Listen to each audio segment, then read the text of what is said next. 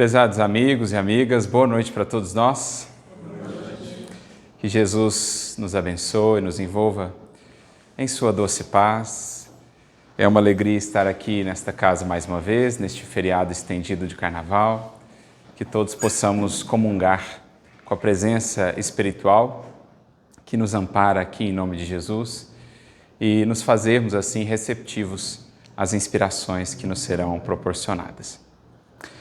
O benfeitor Emmanuel, no seu livro Vinha de Luz, um dos livros de comentário do Evangelho, do Novo Testamento, à luz da doutrina espírita, traz-nos, logo ao prefácio dessa obra, algumas reflexões muito pertinentes no que diz respeito ao nosso entendimento de nós próprios, de nossa evolução, de nossa relação com a matéria ou com a vida material. Reflexão essa que deve estar sempre presente em nossa mente, em nossas considerações íntimas, se quisermos de fato analisar e compreender em que estágio estamos da jornada material. E meditávamos muito a esse respeito ultimamente, fazendo uma vinculação dessa reflexão acerca da nossa própria jornada evolutiva com aquilo que nós poderíamos denominar como sendo os gozos da alma, ou aquilo que nos apetece, aquilo em que nos comprazemos, aquilo que nos traz prazer. Quais são os gozos que temos buscado e qual a relação da natureza desses gozos com a nossa própria jornada evolutiva? Então é de certo modo sobre isso que Emmanuel vai tratar nesse prefácio do livro Vinha de Luz e por isso julgamos esse texto bastante pertinente para iniciarmos a nossa jornada reflexiva aqui nesta noite. O texto tem por título Brilhe a vossa luz, recordando para nós um dos grandes imperativos da vida que nos foram trazidos em verdade pelo próprio Mestre no Evangelho, quando no Sermão do Monte ele, em se referindo aos discípulos, aqueles que despertam para uma consciência mais ampla acerca da vida, dos nossos deveres perante a vida e perante as leis de Deus, Jesus diz aos seus discípulos, brilhe a vossa luz. Na verdade, nos relembrando um outro imperativo, ainda mais antigo, na tradição das Escrituras, e que se encontra lá no livro de Gênesis, lá no capítulo de número 1, quando naquela bonita descrição alegórica da criação divina, que se aplica em tantos níveis à nossa vida e à nossa jornada, Deus, no processo criador, disse, entre aspas, e disse Deus, haja luz, e a luz se fez. Esse é o imperativo mais fundamental da vida. Todo ser que desperta para a magnitude do seu destino entende que ele está indissociavelmente atrelado a fazer brilhar a luz, a encaminharmos-nos cada vez mais para a luz. E por isso, o resgate que o Cristo faz desse imperativo da vida no seu Evangelho, dizendo-nos, brilhe a vossa luz. Mas em comentando então essa fala de Jesus, Emmanuel inicia o seu texto dizendo que no vasto caminho da vida, cada criatura procura o alimento espiritual que lhe corresponda à posição evolutiva. Então aqui a gente já começa a entrar dentro da visão panorâmica que o Espiritismo nos apresenta da vida e, por conseguinte, da evolução. Vida e evolução estão indissociavelmente conectadas dentro da visão espírita. Viver é progredir, viver é fazer brilhar a luz, é dirigirmos-nos com cada vez mais devotamento, aplicação à luz. Portanto, não há como separar uma coisa da outra, de modo que poderíamos até dizer que quando nos apartamos do compromisso com o nosso autoaperfeiçoamento, com a nossa melhoria constante, de certo modo estamos nos apartando da própria vida. Não por outro motivo, também nos disse o Mestre, eu vim para que tenham vida e a tenham em abundância. Mas em tese ele dizia isso a pessoas vivas. Ora, naturalmente, portanto, ele traz um conceito de vida muito mais amplo do que simplesmente existir, atendendo às demandas fisiológicas do corpo físico. Viver se expande a dimensões, a compreensões, a percepções e sensações que vão muito além daquilo que por ora podemos abarcar com os nossos estreitos sentidos, dentro da condição evolutiva em que nos encontramos. E não avançar progredindo em direção a essa vida abundante é apartarmos-nos, é momentaneamente desistirmos da vida que nos espera e que é a nossa destinação, contentando-nos com uma vida tão aquém, tão menor do que ela pode ser, tão menos plena do que ela pode ser. Então, viver é progredir. Progredir é expandir a vida dentro da conceituação espírita. E é, de certo modo, o que Emmanuel está nos dizendo. Temos uma vasta jornada, desde a condição de espíritos criados simples e ignorantes, à condição de espíritos como o Cristo, que é para nós um referencial. Não de um ser à parte na criação, de uma condição que nunca alcançaremos. Ele mesmo nos disse, as coisas que faço, vós também as fareis, e ainda maiores. Veja, portanto, o influxo de esperança que o Cristo carrega a cada um de nós que nos abrimos às suas palavras de vida eterna. O que eu faço, o que eu sou, a vida que eu vivo é também a sua no futuro. Num futuro tão mais próximo quanto você quiser, a depender das suas escolhas e da sua aplicação. Podemos escolher vida abundante desde hoje, libertando-nos daquilo que ainda nos faz sofrer, daquilo que ainda nos mantém cativos a essa vida tão estreita. Como podemos escolher mantermos-nos estagnados, contentando-nos com tão pouco, quando tanto nos espera. De modo similar ao que está naquela que é talvez a mais rica de todas as parábolas que Jesus nos contou, capítulo 15 do Evangelho de Lucas, a parábola do filho pródigo, que desceu à condição de comer as alfarrobas que os porcos comiam, quando então se lembrou, na casa de meu pai nunca falta alimento abundante aos seus filhos. Ora, o que é aquilo senão a expressão dos filhos que despertam para a realidade da vida e percebem que estão à cata de alimentos tão deteriorados, de alimentos tão baixos, quando a vida lhes pode proporcionar um tipo de nutrição tão mais elevada, com sensações, com emoções, com valores tão mais sublimes.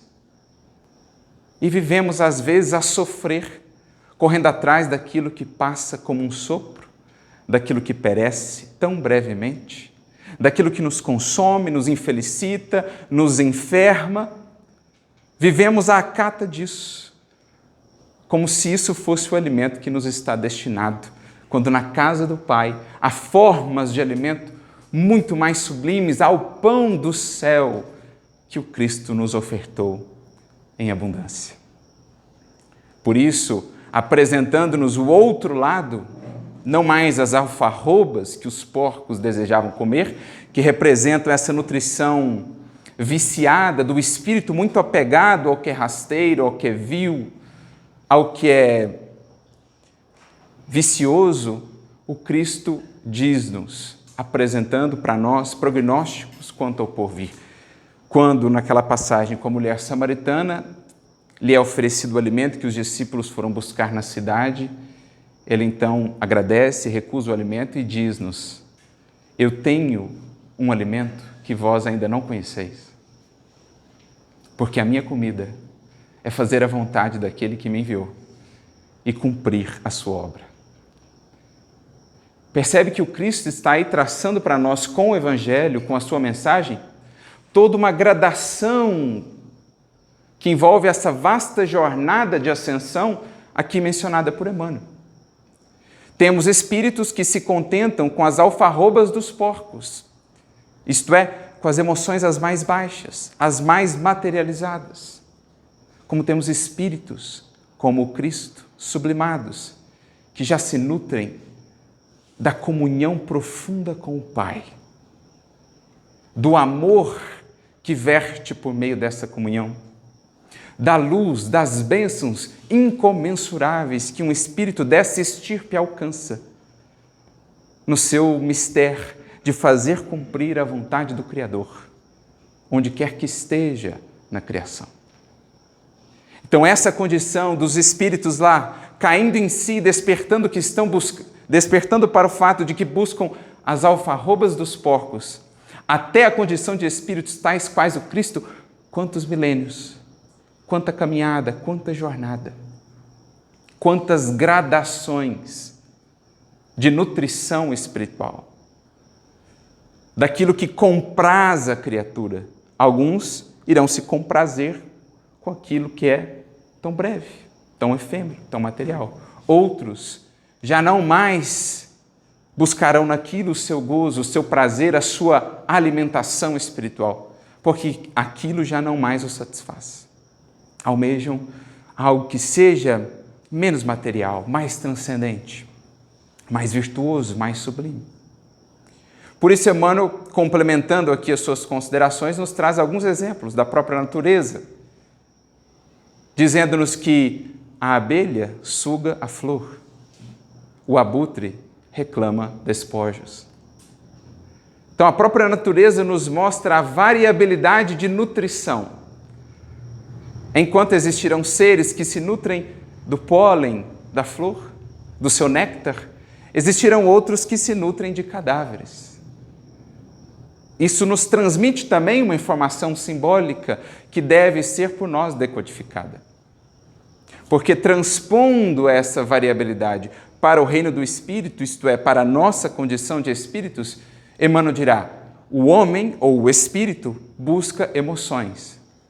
Mas mesmo no terreno das emoções, cada espírito buscará aquela que mais lhe apraz, ou aquelas em que mais se compraz. Então existirão espíritos que buscarão, dentre as emoções, mais uma vez, as mais rasteiras. Existirão espíritos que irão se comprazer com a maledicência, que irão encontrar gozo, prazer na fofoca, e ficar horas e horas a fio acessando nas redes sociais ou por meio de uma leitura um livro que em nada os edifique para a vida imortal, para a vida maior, que seja simplesmente uma garimpagem, digamos assim, de conteúdos os menos nobres, os menos úteis ou edificantes. Como quem, garimpando na vida, ao invés de escolher os diamantes, buscasse antes o cascalho. Existirão muitas criaturas que gastarão horas e horas dos seus dias, meses e meses de sua existência, naquilo que os adoece, naquilo que os perturba, naquilo que prejudica outras pessoas, e encontrarão um certo gozo nisso, um certo contentamento, uma certa volúpia.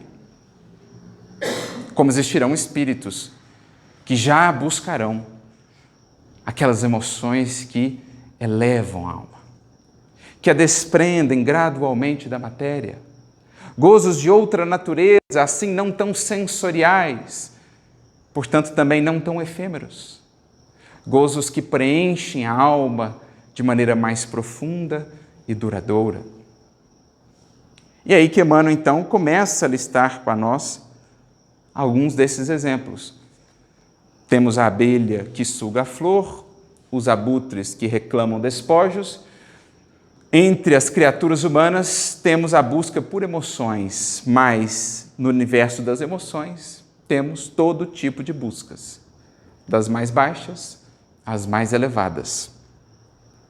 Diz ele, há sofredores inveterados que outra coisa não demandam, além do sofrimento, pessimistas que se enclausuram em nuvens negras, atendendo a propósito deliberado durante séculos.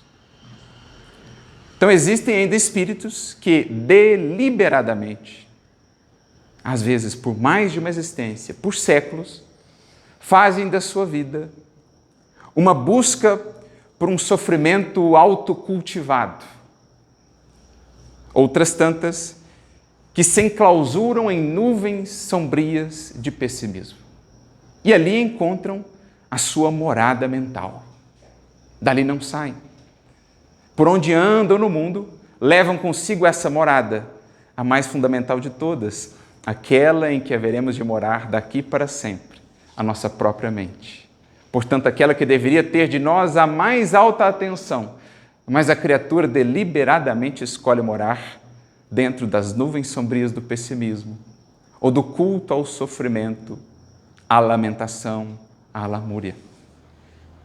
Aí faz mais sentido para todos nós a frase de Jesus, quando nos diz no Evangelho de João: há muitas moradas na casa de meu Pai. E em geral pensamos nos muitos orbes que aí estão espalhados a mancheias no universo infinito. E de fato são muitas, incontáveis moradas na casa do Pai, porque nenhum desses recantos está desabitado. Em toda parte há vida, em formas e expressões distintas, mas em toda parte há vida, porque Deus nada fez de inútil.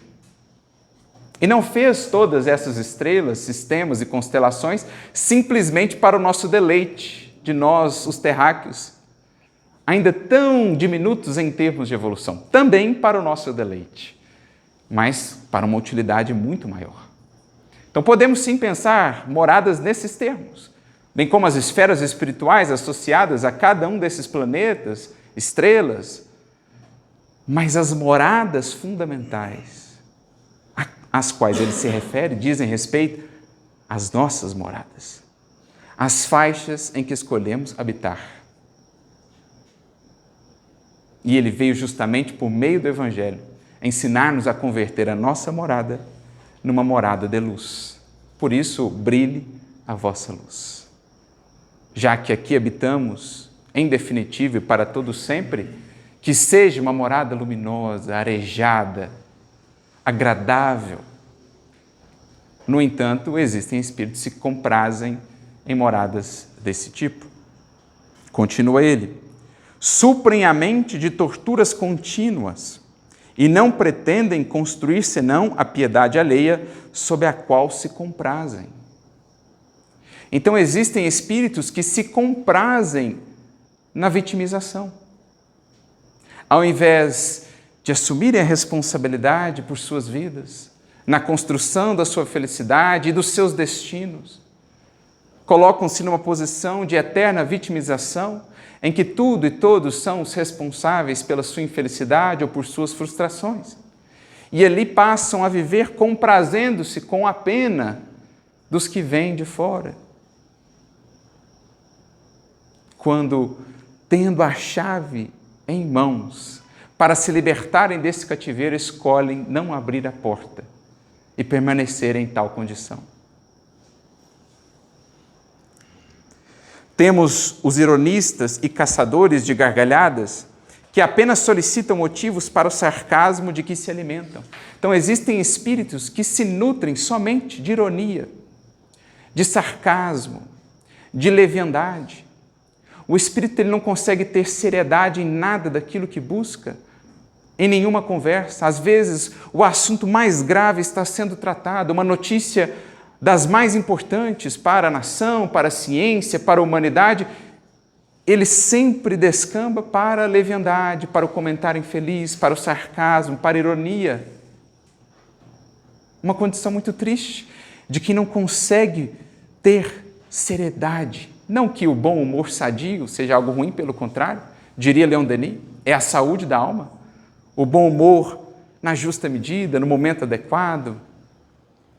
No entanto, cultivar sempre aquela postura de ironia, de sarcasmo, é também uma condição muito infeliz da alma, que não consegue extrair, não consegue refletir maduramente sobre aquilo que lhe acontece, sobre aquilo que acontece ao seu redor.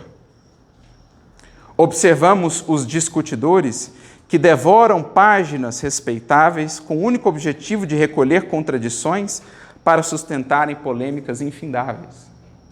Criaturas, portanto, existirão que passarão páginas e mais páginas, por exemplo, do Evangelho, ou de um livro como o Livro dos Espíritos, ou outra obra edificante, algum clássico da humanidade, passarão por essas páginas sem nada extrair ali de valor, apenas buscando contradições, apenas buscando algo do que fazer uma brincadeira, um sarcasmo, uma ironia. Então a criatura ela está diante do ouro, apega-se ao cascalho, despreza o ouro e sai como quem triunfa, sai como quem se considera acima dos demais, quando não consegue ver o valor espiritual das coisas, não só de leituras, mas de experiências que tem diante de si. Reparamos os temperamentos enfermiços que sorvem tóxicos intelectuais através de livros menos dignos, com incompreensível alegria de quem traga envenenado licor. Então a criatura vive de buscar, de sorver conteúdos que a adoecem. Pode ser por meio de um livro, pode ser por meio da TV, de um conteúdo que ela acessa na internet, que tem uma vastidão de possibilidades de aprendizado. A criatura vai ficar horas e horas dedicando-se a sorver ali um conteúdo que em nada a ilumina, que pelo contrário, apenas a mantém cativa dentro daquele círculo estreito de meras curiosidades, de informações vagas ou absolutamente desnecessárias, de fofoca, enfim, daquilo que não a eleve. E a criatura irá se comprazer nisso. Nos variados climas do mundo, há quem se nutra de tristeza, de insulamento, de prazer barato, de revolta, de conflitos, de cálculos, de aflições, de mentiras. Então vejamos a imensa gama de, entre aspas, dietas espirituais que existem na vida. Para muitas e muitas criaturas, esse será o alimento buscado diariamente. Aquilo que consideram que as nutre, as alimenta, as dá motivo para seguir. No entanto, temos também a outra face da moeda. Por isso diz Emmanuel, o discípulo de Jesus, porém, aquele homem que já se entediou das substâncias deterioradas da experiência transitória, pede a luz da sabedoria, a fim de aprender a semear o amor em companhia do Mestre. Então, o discípulo de Jesus é aquele que já não mais se satisfaz ou se compraz com o que Emmanuel aqui disse, a tristeza, o prazer barato, a revolta, as discussões infindáveis, os cálculos, aqui no sentido de interesse pessoal, as aflições cultivadas ou os tormentos voluntários, podemos dizer, a mentira, entre outros elementos desse teor, alimentos deteriorados da experiência transitória, como Emmanuel disse, isso não mais os satisfaz. Buscam outra natureza de emoções, a luz da sabedoria, o amor que os possa fortalecer para que sigam espargindo e distribuindo esse amor, entre outras formas ou expressões de alimento, nutrições, emoções mais elevadas que o Espírito vai abarcando. Então nós trouxemos esse trecho inicial do Emmanuel porque, a nosso ver, ele é bastante descritivo para que entendamos esse cenário, esta visão panorâmica que o Espiritismo nos apresenta acerca da evolução. Um conceito muito desenvolvido por Kardec e pelos espíritos ao longo da codificação é esse conceito de desmaterialização do espírito. Estando encarnados, sofremos a influência da matéria e estamos mais aquém na grande jornada da evolução, mais próximos do início, quanto mais preponderante for essa influência da matéria. Por outro lado, estaremos mais adiante nessa vasta jornada de ascensão, quanto mais estivermos conseguindo superar a influência da matéria. E naturalmente que o teor dessa influência, ou a magnitude dessa influência, vai impactar na natureza dos gozos que mais buscamos, em que mais nos comprazemos. Quanto mais próximos do início da jornada, portanto, mais materializados, mais os gozos, aquilo em que a alma irá se comprazer, estarão associados à matéria. E, por conseguinte, mais efêmeros serão, mais rasteiros, menos estimulantes, digamos assim, ao progredir, à liberdade ou à libertação. Por outro lado, quanto mais o espírito consegue se sobrepor à influência da matéria, às paixões, dominando-se, governando-se, entendendo a sua real natureza, a sua destinação, quanto mais ele consegue transformando os seus hábitos e com isso também a sua própria sensibilidade, quanto mais ele vai se depurando, é uma expressão que vemos tantas vezes no Espiritismo, mais também se depuram os seus gozos. Se antes, séculos para trás, ele se comprazia tanto assim nos prazeres de natureza mais material, sem qualquer medida, em geral, em excesso, sem qualquer reflexão sobre as suas consequências, agora não mais. Aquilo que mais lhe apraz, aquilo que mais lhe satisfaz, diz respeito ao espírito que é. Ele começa a encontrar mais prazer naquilo que está associado à natureza espiritual. O prazer do conhecimento, o prazer no autodomínio, o prazer de vencer a si mesmo resistindo às tentações, o prazer de servir, o prazer de amar. Por isso, quando falam da felicidade dos espíritos superiores, questão 967 de O Livro dos Espíritos, quando os benfeitores vão descrever para nós o que nos espera, o que está por trás da felicidade de espíritos superiores, eles vão nos dizer o seguinte, que entre os maus ou os espíritos impuros, que seriam aqueles mais próximos da base da escala espírita, e os espíritos superiores ou os espíritos perfeitos, que são aqueles que se encontram no topo da escala espírita, há uma infinidade de gradações, em que os gozos encontram uma correspondência ao estado moral do espírito. Isso, para nós, é uma informação deveras essencial. Porque se há uma correlação entre a natureza daquilo que me causa prazer, daquilo que eu busco como as minhas principais fontes de gozo, e a evolução, o estado moral do espírito, conhecer, analisar os gozos da alma que eu busco, é um grande indicativo do estado ou da condição em que me encontro, espiritualmente falando. Se ainda o que me mais causa prazer é a conversa nada edificante, em que o tema será a fofoca, a maledicência ou algo que não nos agregue, isso é um grande indicativo da natureza ainda dos meus sentimentos, da minha condição evolutiva, um alerta, portanto. Se, por outro lado, o que já me causa realmente prazer, aquilo em que mais me comprazo, é, por exemplo, a alegria de servir, isso já é um feliz indicativo no processo de autoconhecimento que aos poucos temos conseguido nos sobrepor à influência material e nos aproximarmos mais daquilo que é, ainda que paulatinamente, daquilo que é a nossa destinação. É o que Kardec vai descrever para nós em O Livro dos Espíritos, logo na introdução de número 6 de O Livro dos Espíritos, Kardec faz uma espécie de resumo de toda a doutrina espírita. Em frases, em parágrafos, ele vai resumindo para nós os principais pontos ou ensinamentos do Espiritismo como um todo. E em um deles, ele nos dirá o seguinte, que o espírito encarnado encontra-se sob a influência da matéria. O homem que vence esta influência pela elevação e depuração de sua alma se aproxima dos bons espíritos.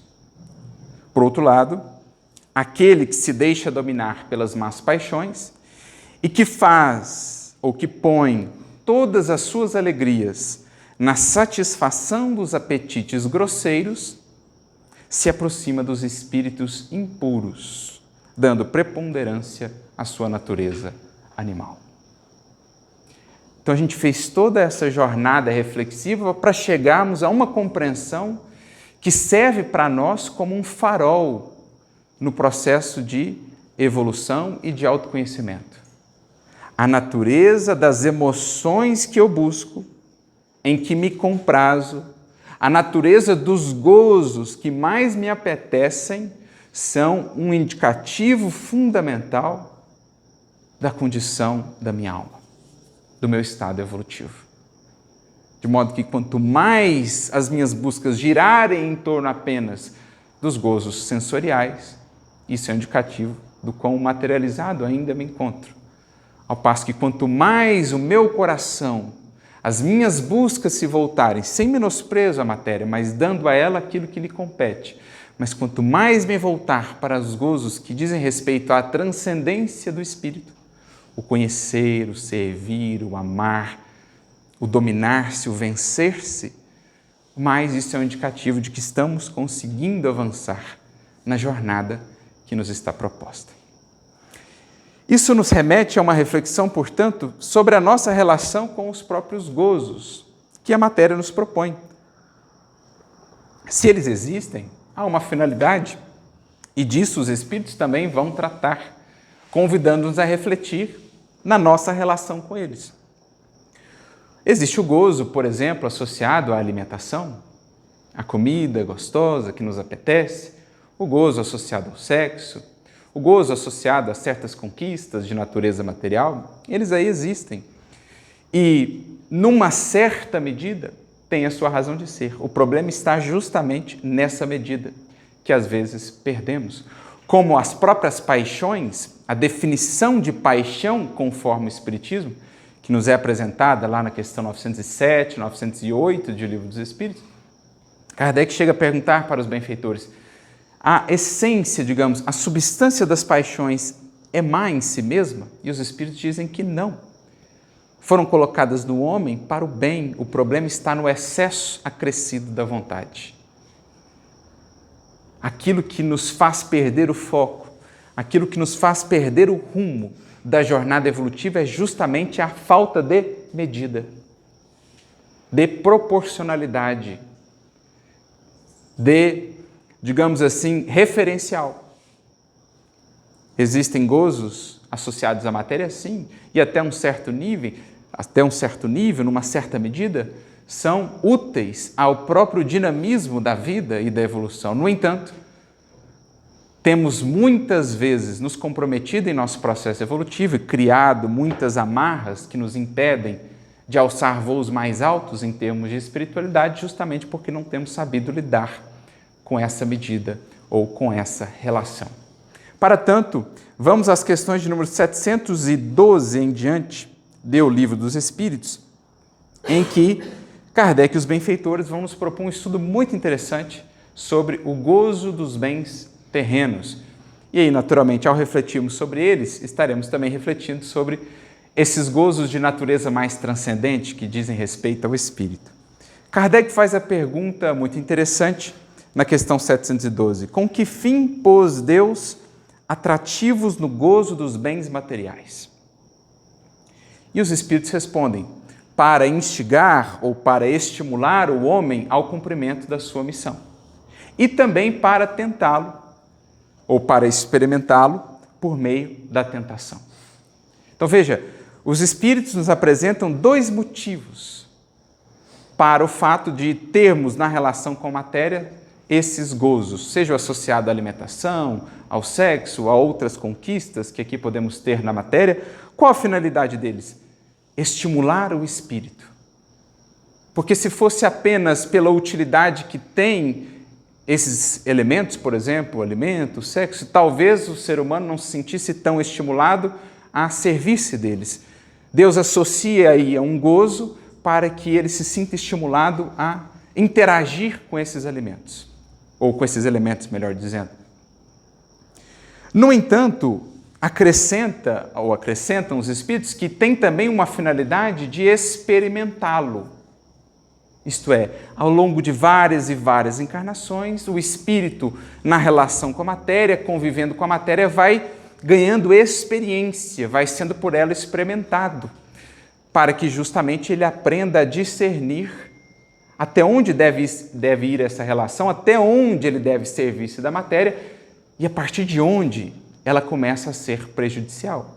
É o que Kardec vai tentar desenvolver mais com a pergunta subsequente, mesmo dentro das 712. A 712A, ele pergunta, então, qual o objetivo desse aspecto específico, da tentação? Por que a matéria apresenta o espírito aqui encarnado tantas tentações que podem levá-lo aos excessos. Então, a criatura que se entrega ao excesso da alimentação, pelo prazer que lhe é proporcionado por aquela alimentação. A criatura que se entrega ao sexo desequilibrado pelo prazer que lhe é proporcionado por esse sexo. A criatura que se entrega à busca tresloucada e desmedida por exemplo, pelo destaque, em decorrência do prazer que esse destaque vai lhe proporcionar, o prazer do reconhecimento, dos aplausos. Então, por que dessa tentação associada àquilo que está aqui ao nosso redor, na vida material? Resposta dos espíritos: desenvolver-lhe a razão, que deve preservá-lo dos excessos. Então, gente, aqui nós temos talvez uma das capacidades, uma das conquistas mais fundamentais do espírito, que é a capacidade de discernir até onde uma coisa é boa, até onde, ou a partir de onde, ela deixa de ser boa. Porque a vida, ela não precisa ser 8 ou 80, não precisamos operar entre extremos, ou como 5 bolos, ou não como nenhum bolo, nem um pedaço de bolo. Ou me entrego totalmente ao sexo desequilibrado, sem qualquer compromisso, ou também não faço sexo. Ou busco desmesuradamente a conquista, o reconhecimento, os aplausos, ou também não me entrego a nenhum esforço aqui na matéria em busca de me desenvolver. A gente não precisa viver entre esses extremos, porque a vida nos pede razão.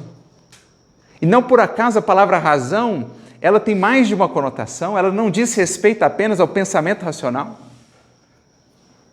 Quando a gente lembra da matemática mais elementar, um número dividido sobre o outro é uma razão.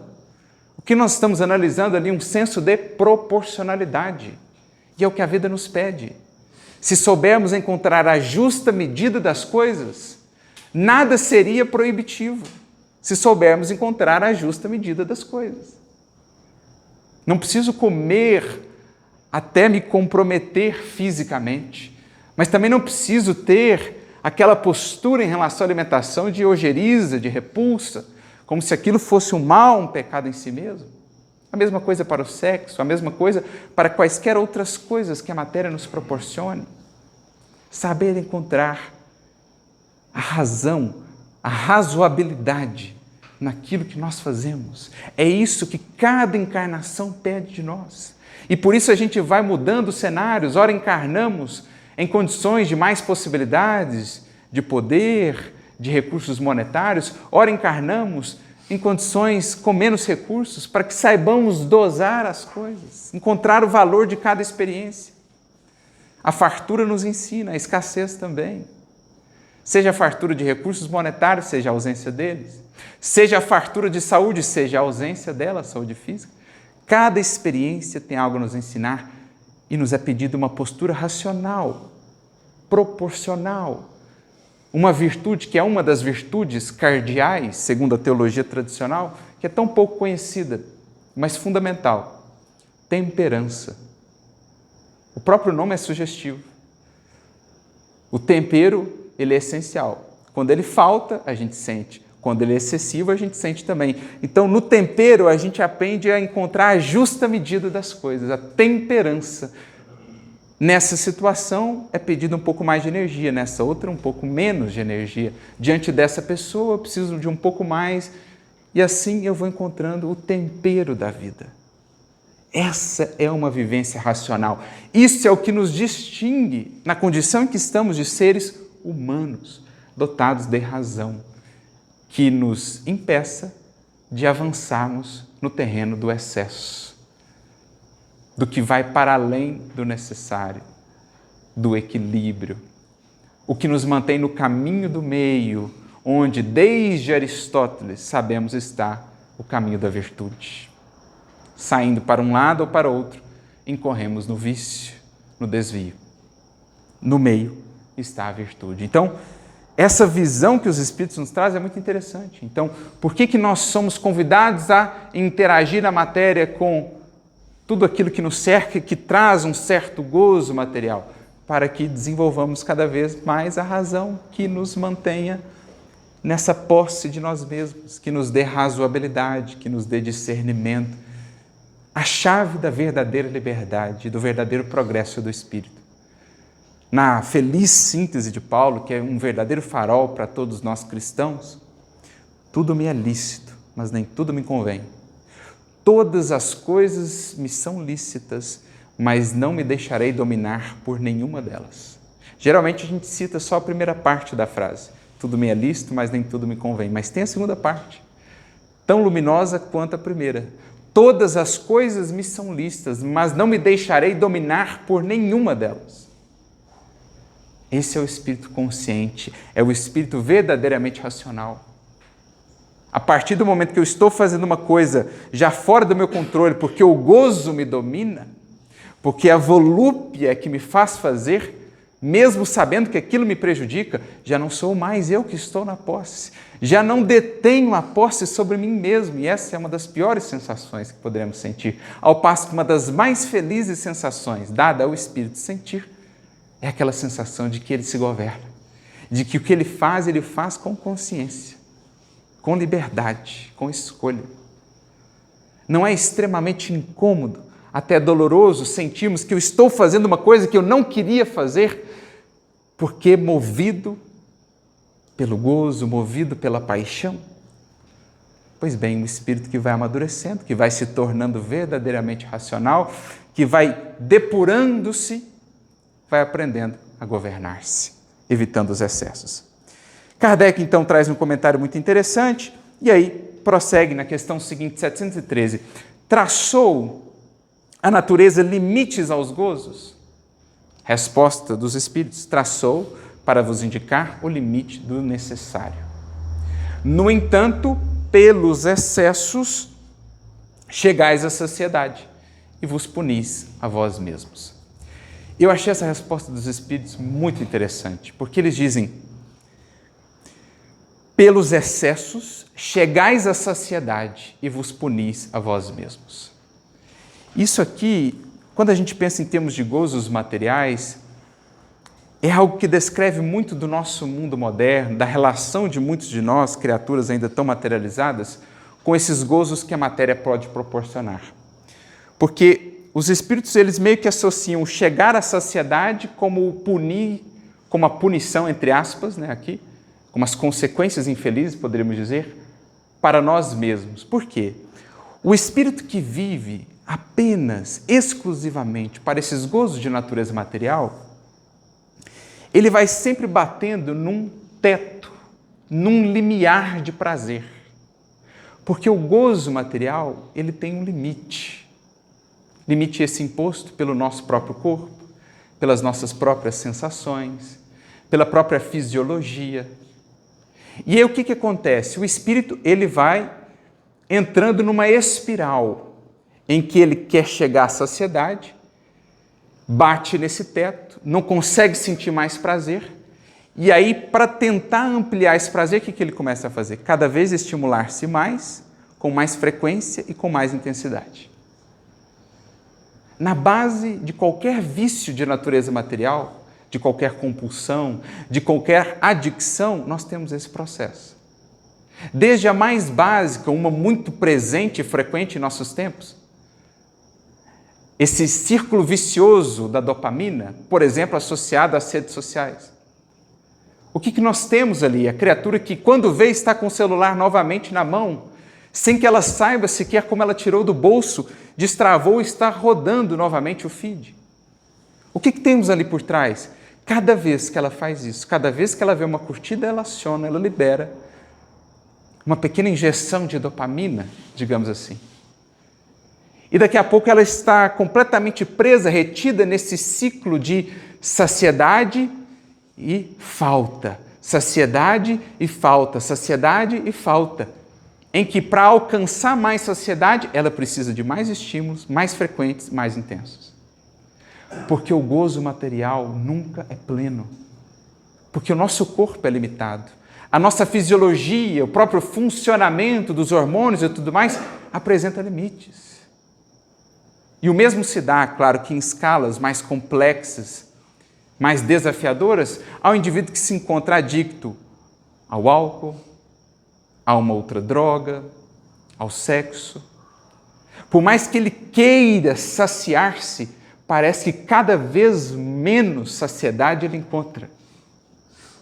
E aí ele aumenta a dose, aumenta a frequência e a saciedade não corresponde ao que ele espera, porque ele se detém no gozo material que será sempre limitado, há sempre um teto, o que não se dá para os gozos do Espírito, porque só o Espírito pode nos proporcionar ilimitadas possibilidades, uma expansão indefinida. Então, os gozos de natureza material têm sempre uma limitação no tempo, uma limitação na saciedade que nos podem proporcionar. E aí vemos a infelicidade daquele que tudo dá a esse tipo de gozos. Ao passo que os gozos de natureza espiritual são imensamente mais duradouros, profundos e preenchem imensamente mais a alma. O gozo de conhecer, a alegria de desbravar a criação, os mistérios de Deus. O gozo, a alegria de servir, de sentir-se útil, de sentir-se um semeador de sorrisos, de esperanças, de luzes e de bênçãos. O gozo de amar, inigualável. Não o amor como rasteiramente às vezes o entendemos, associando simplesmente às sensações mais materiais. Não, o amor como vibrou no coração do Cristo, o amor que verte de Deus. Esse é o gozo maior que estamos destinados a alcançar e que vimos no Cristo, vislumbramos no Cristo. E o que Ele nos legou é para que justamente pudéssemos chegar até lá, como Ele mesmo diz, João capítulo 15, versículo 11, tenho-vos dito isto, estas coisas, para que o meu gozo permaneça em vós e para que o vosso gozo seja completo. Não há gozo completo de natureza puramente material. Só o Espírito que descobre as infinitas potências do seu ser. Esses gozos de natureza transcendente é que vai encontrando cada vez mais plenitude, porque os outros vêm, satisfazem por algum tempo, logo passam, deixando um vazio, deixando uma sensação de tédio. Achei interessante que, pesquisando, preparando o material, em vários textos do Emmanuel, em que ele comenta sobre os gozos de natureza mais material, os prazeres sensoriais ou efêmeros, sempre, ou pelo menos em 3 casos, ou até mais, em mensagens em que ele falava sobre isso, nós encontramos uma palavrinha ali presente. E essa palavrinha era a palavrinha tédio. Emmanuel como que nos dizia que a consequência daquele que tudo dá, daquele que faz do mote da sua existência a busca por gozos materiais, é sempre cair no tédio.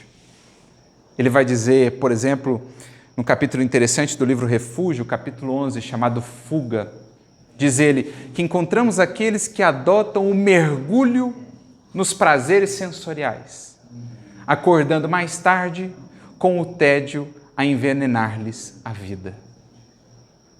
Em outra mensagem, agora no livro Taça de Luz, capítulo 40, ele nos dirá: encontramos os gozadores inveterados, aqueles que, em seguindando ao ápice dos mais extravagantes prazeres, descem depois apressados aos precipícios da desesperação e do tédio.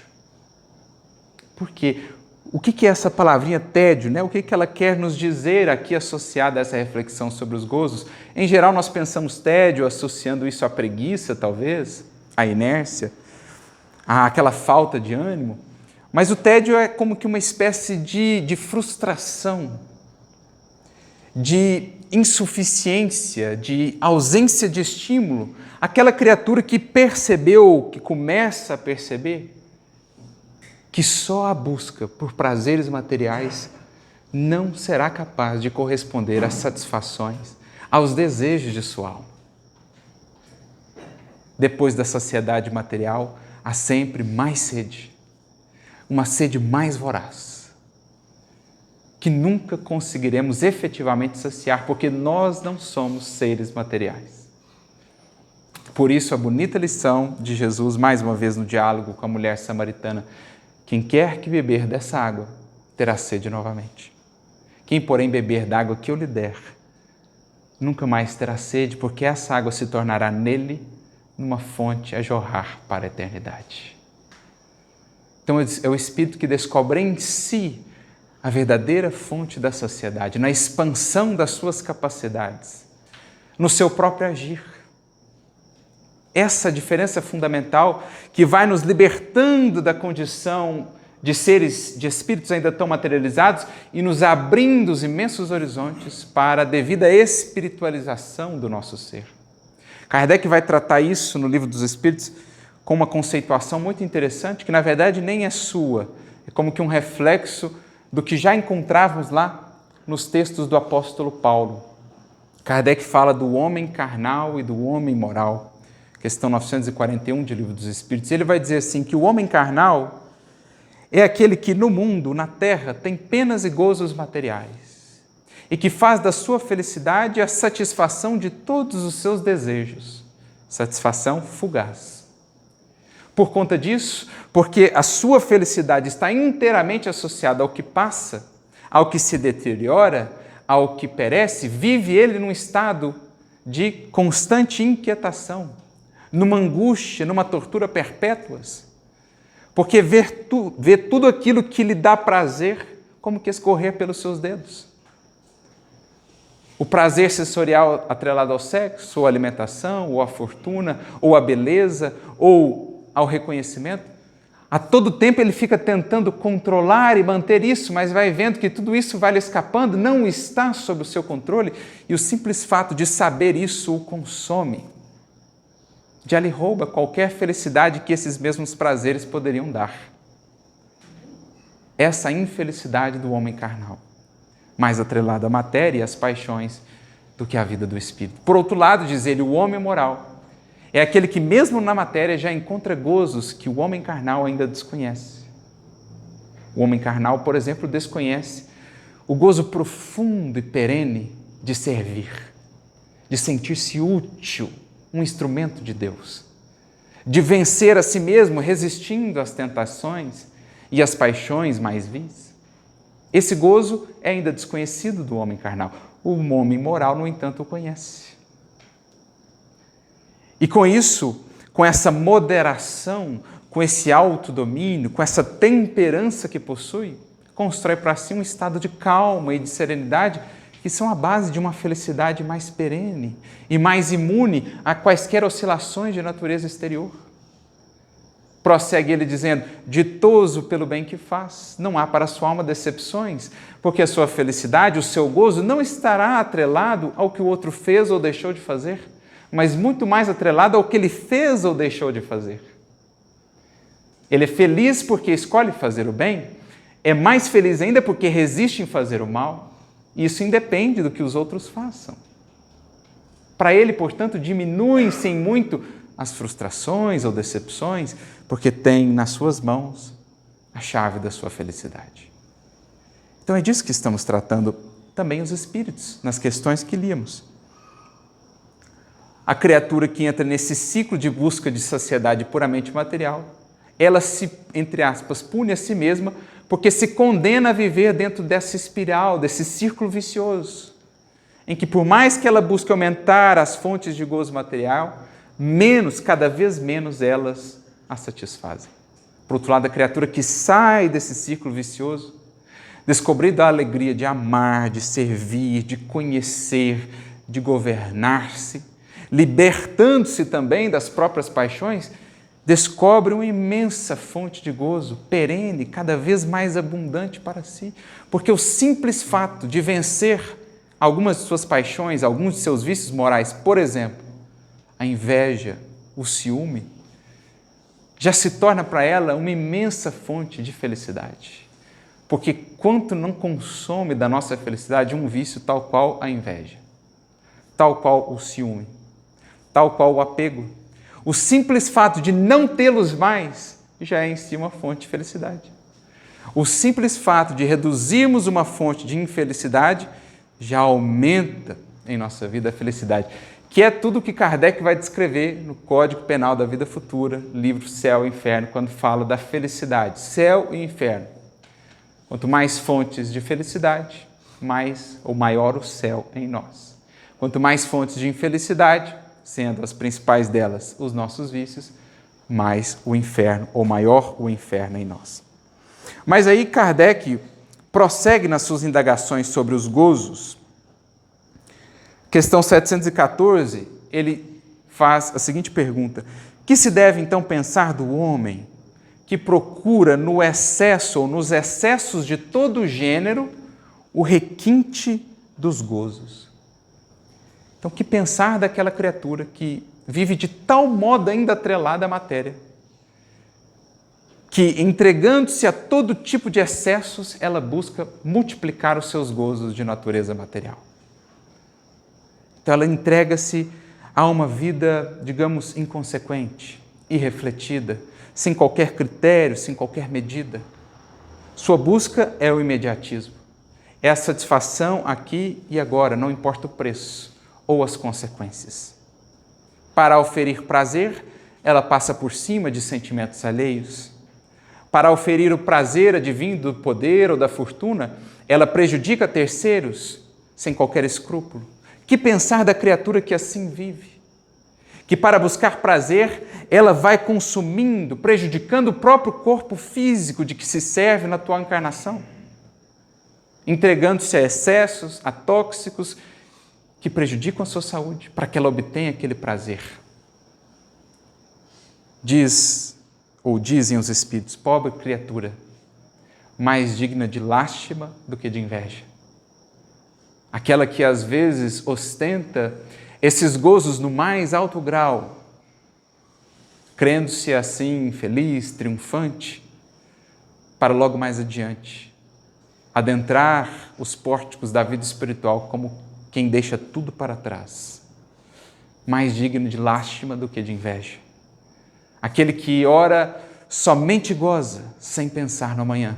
Lembrando-nos daquela parábola do Evangelho, aquele indivíduo cujos campos haviam produzido muito, capítulo 12 de Lucas, e que diz para si: que farei? Meus campos produziram muito, já sei o que farei. Vou aumentar ainda mais os meus celeiros. Vou acumular ali tudo que foi produzido e direi então à minha alma: goza, porque tens muitos bens, aproveita a vida. E uma voz então lhe diz, lá no imo da consciência: louco, esta noite te pedirão a tua alma, e o que tens ajuntado para quem será? Assim é a criatura que vive única e exclusivamente para o requinte dos gozos de natureza material.